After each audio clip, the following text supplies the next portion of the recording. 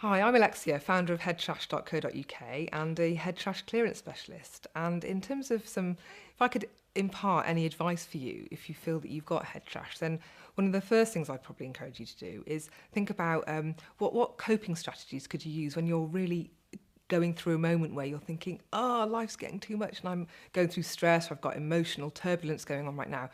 What can you do right now to help you cope? And popular things that people might want to do are things like exercise, increase the breathing that you're doing, maybe some meditation. Yoga is really, really good. But also seeking out a good friend who can listen to you so you can talk about it and just get it off your chest. But also consider talking to a professional about it. And I think the professionals have not done themselves a favour sometimes, because a lot of people wouldn't think always to go and speak to somebody about getting their head trash cleared. So there's lots of things you can do in the short term to just cope with the day and to get through. But ultimately, obviously, I'll say this, and that is to just book a head trash clearance session and we can just get it sorted.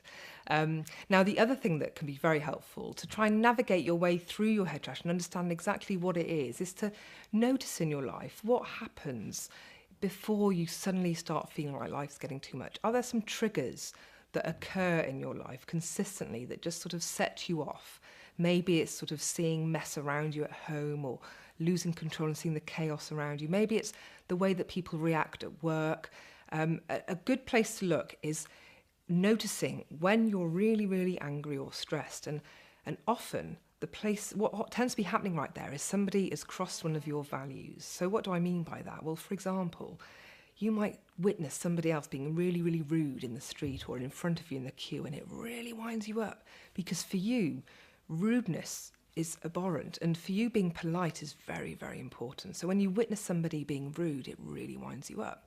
So that's really important to notice, because that means that we can work in a session on the importance of politeness in your life, because then if we can clear the charge around politeness, that means you can witness other people being rude and it just doesn't wind you up, because people are going to be rude all around you, so you might as well just cope better with that. So notice what values are being crossed as you witness people behaving around you that kind of wind you up. Maybe it's people who are fake and a bit of a fraud, because for you integrity is really important. This can be a really, really huge source of our stress that we have in our lives, where we get very stressed because of just the way that people are behaving all around us. And the minute we can calm that down, we can just have a much easier day without having all this stress coming in. In addition to values, another area to look at is your emotions. So what do I mean by emotions? Emotions can be like stalkers. You carry around them with you all day long. And wherever you turn up at a party, at work, there's the emotion right next to you. So it could be anger, it could be stress, it could be frustration. No matter what you do, you always demonstrate this emotion and you can't help yourself. And so understanding maybe where that emotion's coming from, but just having the clarity and the awareness that this emotion is with you all the time can be a very good place to start, because self-awareness can be the first start in trying to clear some of this head trash. But importantly, it means you can bring it to a session and say, hey, you know what, I'm noticing I'm always frustrated, or I'm always stressed, or I'm always angry, and I think it's because of this, but you know what, we don't need to know reasons. And that can be a very good place to start in a head trash session as well. So understanding emotions that seem to be out of control. The thing with emotions is it's best if you can master the emotion rather than the emotion mastering you, because then you can pick it up, use it as you wish, rather than it sort of pushing you along and, you know, the tail wagging the dog kind of scenario. So understanding what's going on with your emotions for you is a really, really good place to start as well in terms of clearing your head trash. So I've just mentioned that emotions can be a big source of head trash for people, and also where your values are being crossed or people sort of treading on your values. And those two things, if they go undealt with and you have a build-up of stress or whatever it is, from this accumulation. And so when I describe what head trash is, I say it's an accumulation of negative patterns of thoughts and behaviour. And this can come from the way that you respond to these external triggers. If you don't clear them and they build up, then that's what stress is. It's this accumulation of all this stuff that's not being sorted out, that's not being resolved. And if you leave stress unresolved for any amount of time, you're going to start noticing the effect on your body. So your skin may start to deteriorate. You might have trouble with your digestive system.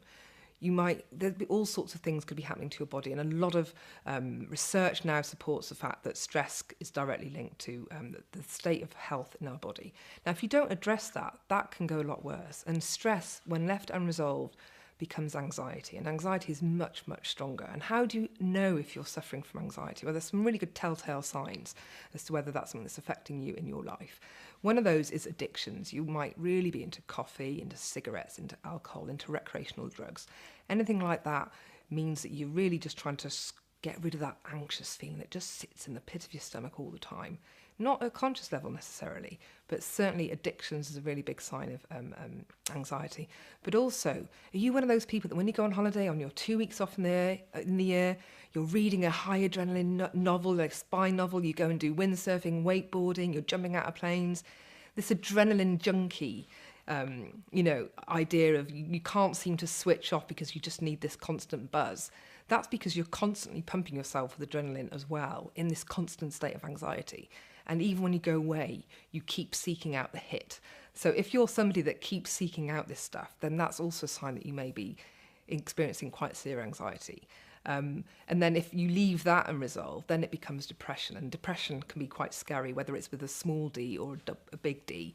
And so where that leads, it's really important to try and deal with all this accumulation of head trash before it trickles from stress to anxiety to depression, because that's when it can start getting quite scary. So my advice to you is don't believe that you can't clear this stuff. Seek the help of somebody and just try and get it resolved, because it's not worth not doing. Your body will suffer, your life will suffer, your happiness will suffer, and life is just too short.